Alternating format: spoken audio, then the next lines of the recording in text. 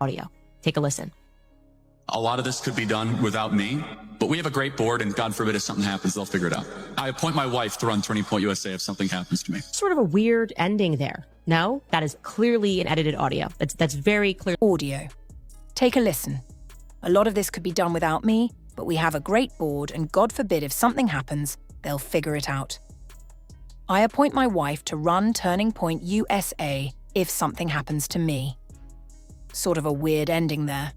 Now, that is clearly an edited audio. That's very clearly did Erika Kirk use edited audio of her late husband to lock in the CEO seat at his company? The study shows that married when women with kids are the happiest. Why do you think that is? I mean, it's just nature. I mean, just becoming a CEO of a shoe company is not going to give you happiness.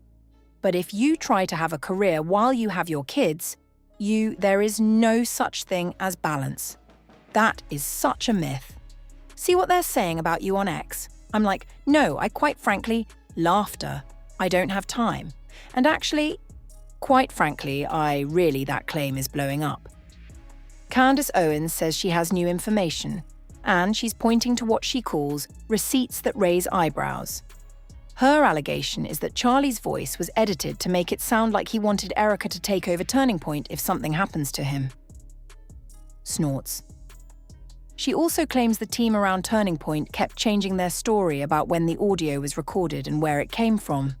Owens says she pressed multiple staff members and got answers that didn't match.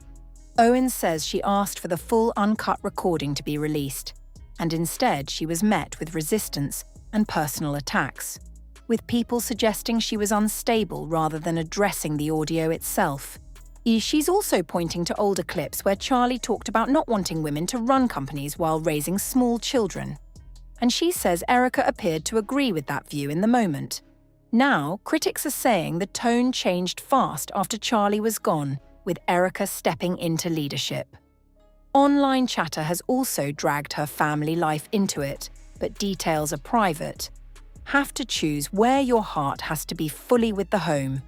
You have to make that decision on your and the public doesn't have verified facts there. So, here's the centerpiece. The audio played at the opening of America Fest in December 2025, presented as Charlie appointing Erika to lead Turning Point. Organizers reportedly said it was recorded at a retreat weeks before his passing, after a donor asked what would happen if he passed. The audio is described as Charlie saying he'd want his wife, Erika, to take over the organization. And as you already know, Erika was named the new CEO just days after Charlie was assassinated.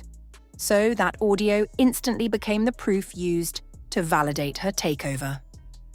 But Candace Owens says the recording doesn't pass a basic common sense test. She claims it sounds chopped up like pieces were stitched together, and that the line about Erika feels inserted.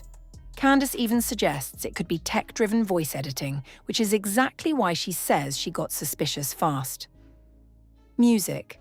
So, she started calling around and reaching out to people who were supposedly at that Aspen retreat, and her claim is that most of them couldn't even remember Charlie saying anything like that. That's when the story shifts again. After Candace applied pressure, Turning Point allegedly claimed they have actual video of Charlie saying those words, but they refused to release it, blaming Erika's safety as the reason.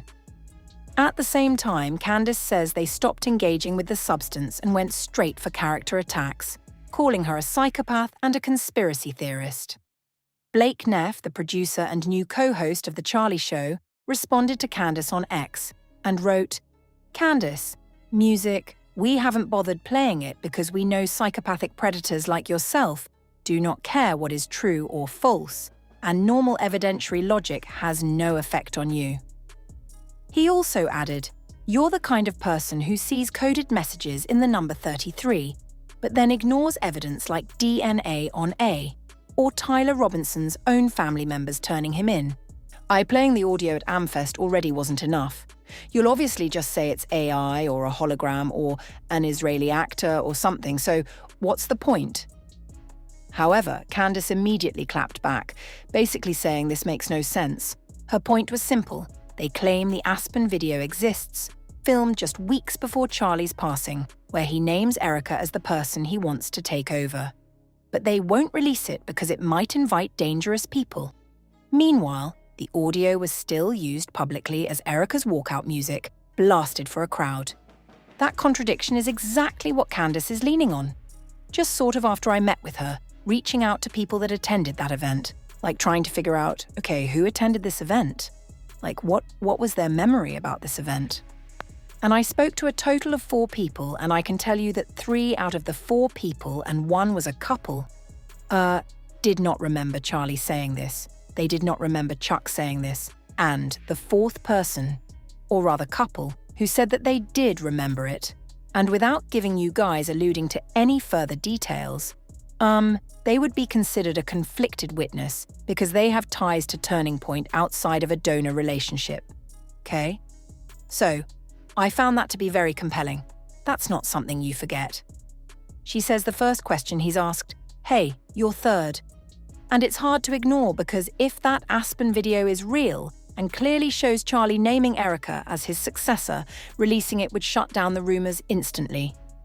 No back and forth, no guesswork, no internet detectives needed. Turning Point has already posted plenty of Charlie clips to shape the story they want out there. So, why is this one clip suddenly off limits? And what looks even worse is how Blake Neff handled it. Instead of doing the one obvious thing that would end the debate, he went straight to insults, calling Candace a psychopath and acting like that's an argument. That reads like deflection, not confidence. If the footage truly says what they claim it says, hiding it makes no sense at all. Then Candace took it a step further and accused them of pushing selective out-of-context Charlie clips for their agenda, including clips about Iran. She's basically saying they'll post whatever helps their message, even if it twists what Charlie actually believed. Shows that every single one of these people the last couple of decades that is pushing for a conflict with Iran has not just failed miserably, has been one of the greatest catastrophes in American foreign policy ever. Thousands of lives needlessly lost of Americans, millions of people put this place, trillions of dollars spent. And let's be honest, at this particular moment, we cannot afford this. And while that's blowing up online, people noticed something else too. Erika went quiet for weeks, then popped back up with her first post on X in a while. And what she shared on April 5th is where this gets even more loaded. Regardless of your opinion on Operation Epic Fury or your politics, one thing is clear. The US military is treated as the strongest in the world, and people praise it not just for force, but for the courage, discipline, and sacrifice of the troops. God bless our men and women in uniform. Now, critics are saying Erika is publicly leaning into messages like that, while also moving in a direction that, in their view, clashes with what Charlie stood for. And they're asking why that doesn't count as protecting his legacy. And with all that noise swirling, they want you to believe Charlie personally wanted her to be the next CEO of Turning Point. Then there's the other controversy that keeps coming. There's an episode of Charlie's show where he and Erika discussed it, and they appeared to agree that mothers should stay home when they are very young. Erika even said the whole idea of work-life balance music is a myth, when women with kids are the happiest. Why do you think that is? I mean, it's just nature. Just becoming a CEO of a shoe company is not going to give you happiness. Women have it so mixed up. You can have a career after children, but if you try to have a career while you have your kids, there is no such thing as balance. That is such a myth. I can't spend half of the day doing one thing. I missed out half of that time with being with the kids. So, you have to choose where your heart has to be fully with the home. You have to make that decision on your own, but you can always, after your kids are in school or after they're in high school, People replay that clip and say it's awkward now because the internet has turned it into a giant gotcha moment. Music. Her critics say she sold one lifestyle on camera, then switched lanes the minute Charlie was gone. Music. Trading the trad wife image for a high-powered girl boss role. Now, if this were a regular woman who genuinely had to earn money after losing her husband, most people would understand that choice right away. But critics point out, Erika is already a multimillionaire, so they're asking why she would step into the CEO role at all. And that's where the suspicion kicks in, because to them, it starts to look less like necessity and more like intention. They keep circling back to the same thing. Turning Point allegedly claims there's actual video of Charlie filmed weeks before his passing naming Erika as his successor. But they won't release it. Not because it's private, not because it doesn't exist, but because they say releasing it could attract psychopathic predators. And that's the explanation being pushed, while the public version is still a short audio clip that Candace claims sounds stitched together. And when Candace pressed for transparency, Blake Neff didn't answer with proof. He answered with attacks calling her a psychopath. But here's the problem.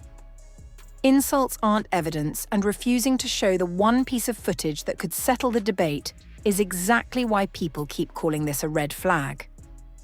Then you add the rest of the messy optics. Erika previously spoke about women with young kids staying home and said work-life balance music is basically a myth. But now she's running a major national organization, and people online keep prying into private family details, demanding to know where are and who's caring for them, even though that's not something the public can verify. And if Charlie truly wanted Erika to lead Turning Point, people are asking why there was no clear public statement while he was alive, no board announcement, no clean, full recording released up front. Why does every proof moment arrive only after he can't clarify anything himself? You don't have to be a conspiracy theorist to question music that. You just have to notice how many unanswered questions stack up. Drop your thoughts in the comments, hit like, subscribe to the channel, share this video, and I'll see you on the next one.